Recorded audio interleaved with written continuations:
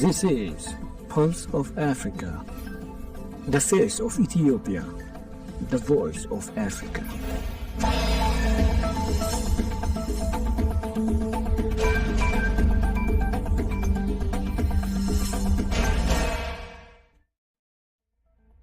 Greetings viewers, you're watching Pulse of Africa. I am Samia Mohammed, bringing you today's latest news. First, here are top stories. Mali, Burkina Faso and Niger withdraw from International Criminal Court's Rome Statute. African Union Chair demands Security Council reform and permanent seats for continent. Urgent support needed to prevent Ebola spreading in Congo, says Red Cross Federation.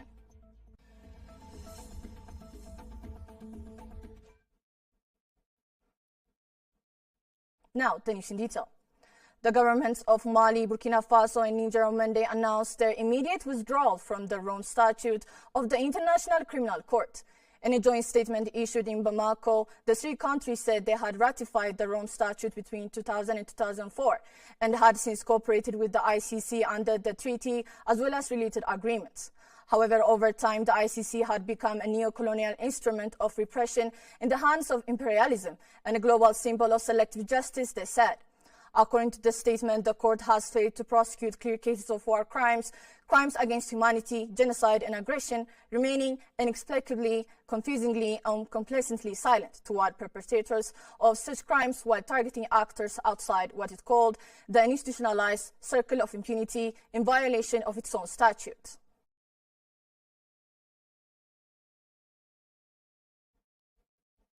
João Lourenço, president of Angola and chairperson of the African Union, advocated for reforming the United Nations Security Council and allocating at least 2 permanent seats for Africa. During his speech at the 7th Summit of the AU Committee of Heads of State and Government on Security Council reform, the president stressed that the continent has right to be a member of that body, with all its prerogatives, including right to veto. He stated that to ensure a fair and equitable representation, African countries should also have 5 non-permanent seats so that Africa ceases to be an object of the Council's decision and become an active member.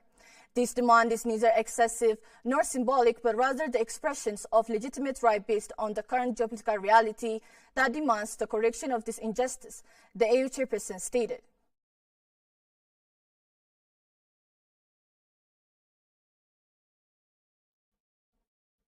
The 7th CSE Africa Summit, a trade platform for the global agrochemical industry, kicked off Monday in Nairobi, the Kenyan capital, with a focus on boosting food security in the region. The 2-day event drew about 30 exhibitors, mostly from China, to showcase the latest agri-inputs, framing equipment, and solutions to strengthen agricultural productivity. Jalen Fan, Deputy Director in Division 1 of CCPIT CAM, said agricultural cooperation between China and Africa has become a model of South-South collaboration. The conference is expected to introduce high-quality agrochemicals, biopesticides, and specialty fertilizers and integrated agricultural technology solutions to the African market and contribute to the bumper harvest as well as sustainable development of local agriculture, Fan said.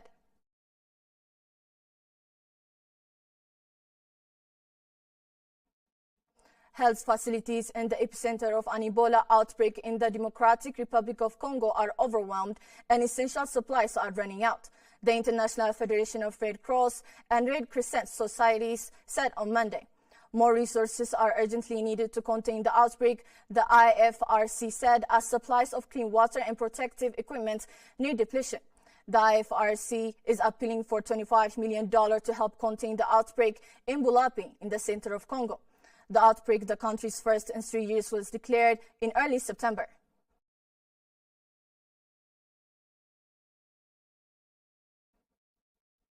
In other news, a super typhoon that caused thousands of people to evacuate from northern Philippines villages and left at least 3 people dead now is making its way towards Hong Kong, the southern parts of mainland China, and Taiwan, where people are preparing for more extreme weather. In Hong Kong, officials warned of a serious threat from Super Typhoon Ragasa, comparing risk with some of the most destructive storms in the city's recent history. Ragasa will pose a serious threat to Hong Kong, which could reach the levels of Hato in 2017 and Makut in 2018, Hong Kong's number 2 official Eric Chan said on Monday, referring to 2 super typhoons that each caused significant damage. Ragasa was generating winds with maximum sustained speeds of 220 kilometers per hour at its center as it churned across the South China Sea early on Tuesday, according to Hong Kong's Weather Service.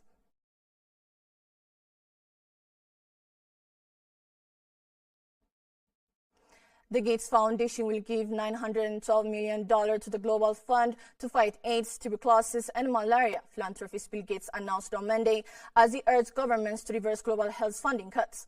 Speaking at Reuters Newsmaker event in New York, Gates said the world was at a crossroads with millions of children at risk of dying. Its funding drops too steeply.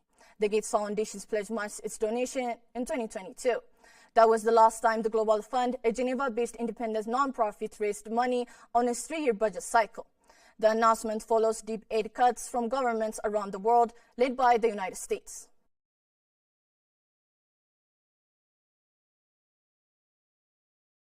The story of resurgent Ethiopia and burgeoning Africa is here, only on the Pulse of Africa channel.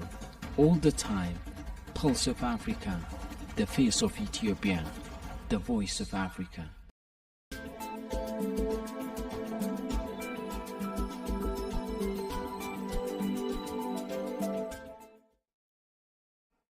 Moving on to business news. The National Bureau of Statistics (NBS) in Nigeria recorded 4.23% gross domestic product growth in the second quarter of 2025 from 3.13% in the first quarter. This represents a 1.1 percentage point quarter-on-quarter increase. In the GDP report for the second quarter of 2025, NBS said, following the rebasing of the gross domestic product using 2019 as the base year, previous quarterly GDP estimates were benchmarked to the rebased annual estimates to align the old series with the new rebased estimates. GDP grew by 4.23% in real terms in the second quarter of 2025. This growth rate is higher than the 3.48% recorded in the second quarter of 2024.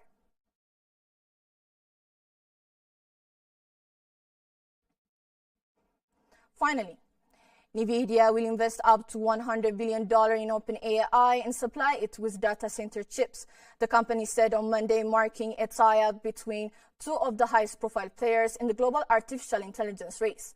The move underscores the increasingly overlapping interest of the various tech giants developing advanced AI systems. The deal gives chipmaker NVIDIA a financial stake in the world's most prominent AI company, which is already an important customer. At the same time, the investment gives OpenAI the cash and access it needs to buy advanced chips that are key to maintaining its dominance in an increasingly competitive landscape.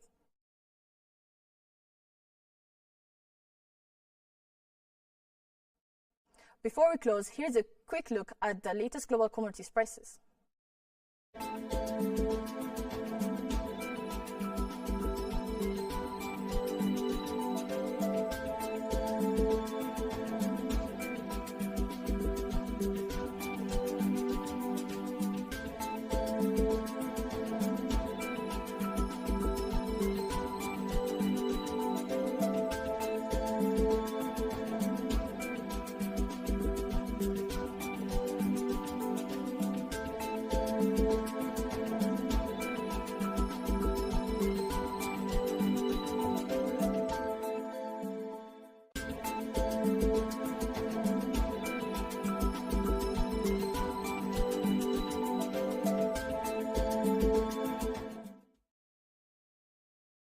Next, let's take a look at the current weather forecast.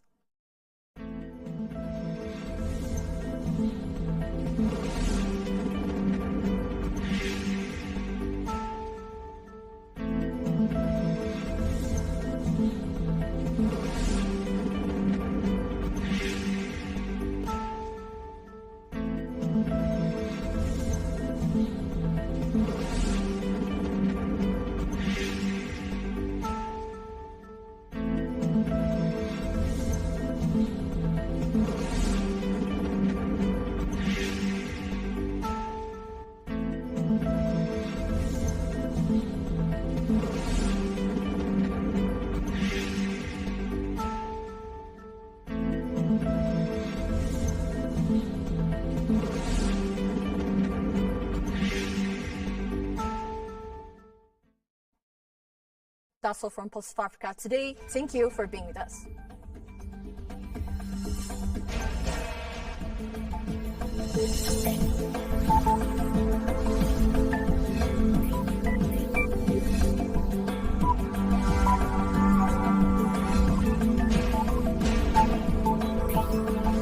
This is Pulse of Africa, the face of Ethiopia, the voice of Africa.